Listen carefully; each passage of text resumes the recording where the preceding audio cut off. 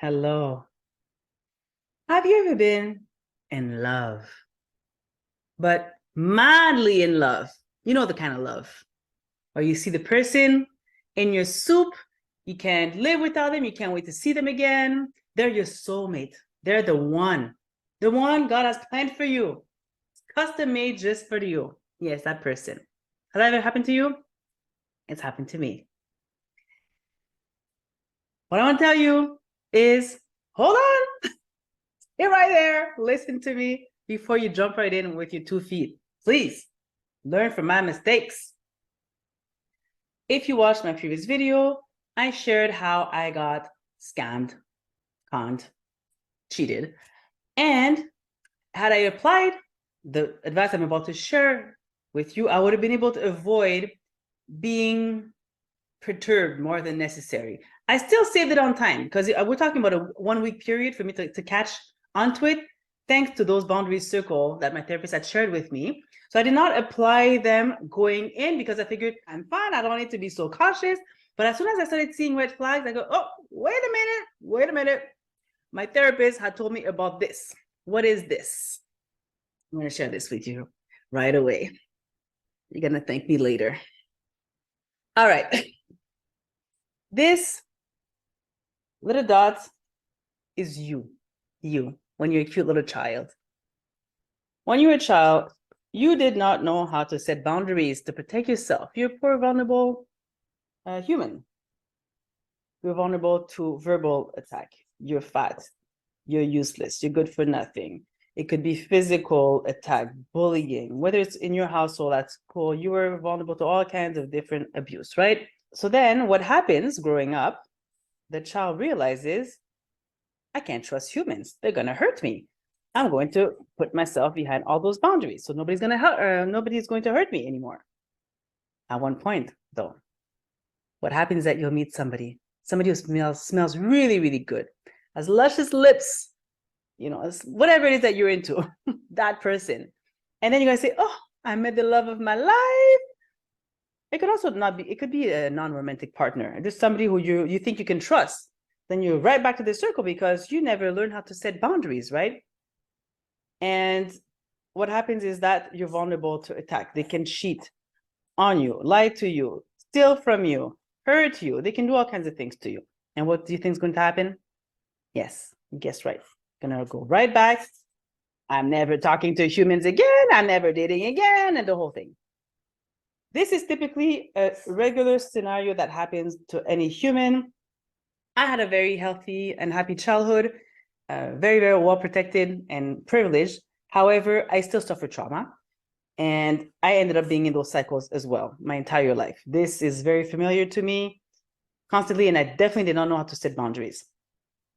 What my therapist shared with me, and I'm about to share with you, is a very, very wise man. I love him. So this is you. And you should be setting boundaries around yourself, healthy boundaries, okay? So those are doors. What's going to happen? You're going to meet someone at one point, right? I mean, unless you're staying stuck in your house, you're going to run into another human. It doesn't have to be a romantic partner. It could be a friend, a colleague. We're going to call them X.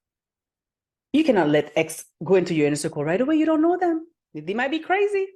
What you need to do is assess, get to know them, spend time with them, ask questions, see them in different settings.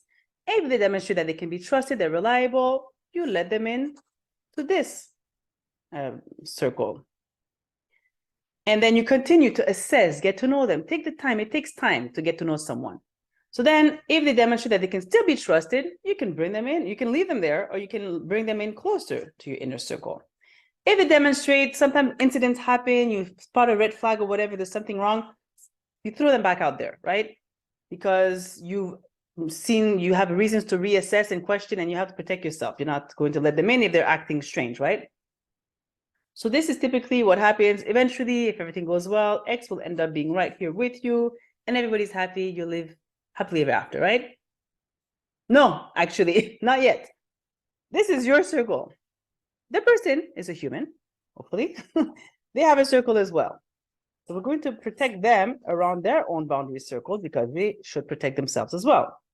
When I put doors. So this This is an X. They're an X. They meet you. You're the dot here. Again, they have to get to know you the same way.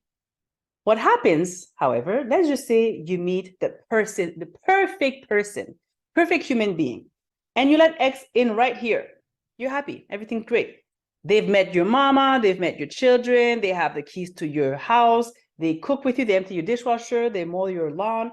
You know, they're wonderful, reliable, and perfect, a godsend. But then you realize when you're paying attention to the situation that you're still here. They're not letting you in here. That's not a reason to boycott them just yet. You can ask the questions. Why do you have the keys to my house and I've never even been to your house? I know you say your house is messy, it's under construction, whatever, but why is it that I've never been to your house? Why is it that I've never met your mama, your friends, your children? Like, are you hiding me? What's going on? You can ask questions. And what's going to happen when you ask those questions is that you'll find things out. I had seen this diagram. So when I realized that I was letting slowly the person going closer into my circle, I realized that, oh, I'm not allowed to go into the person's home. Why is that? Then I started asking questions, where things started happening. The person demonstrated that they were still a wonderful human, but they were just living a double life. So it was already, let's say, crowded in there. So very quickly, because I was able to realize that he was not letting me in the way I was letting him in, I was able to determine that something's fishy, something is wrong. And when I started questioning, that's when I was able to save myself. So it was not a very, very long extended thing. It could have been a lot more painful than it was. It was very brief. It was still enough to cause damage. It was still damage to my self-esteem and my judgment. I'm saying for not being able to see it coming. Maybe I was too harsh on myself because I still have to give myself credit that within 1 week, it took for me to be able to take action and take back control. So technically, I should be proud of myself. So, my dear friend, all I can offer you, actually, before I let you go, if you have not read this book, if you're single, read it. If you have single friends, tell them to read it. Boundaries in Dating by Dr. Henry Cloud and Dr. John Townsend. This book is a game changer. Between this and the boundaries circle, you are safe, my friend. Safe to go out there and date all you want to be able to protect yourself. Hope this was helpful. If you like this, check out this next video. You don't want to miss it. Bye.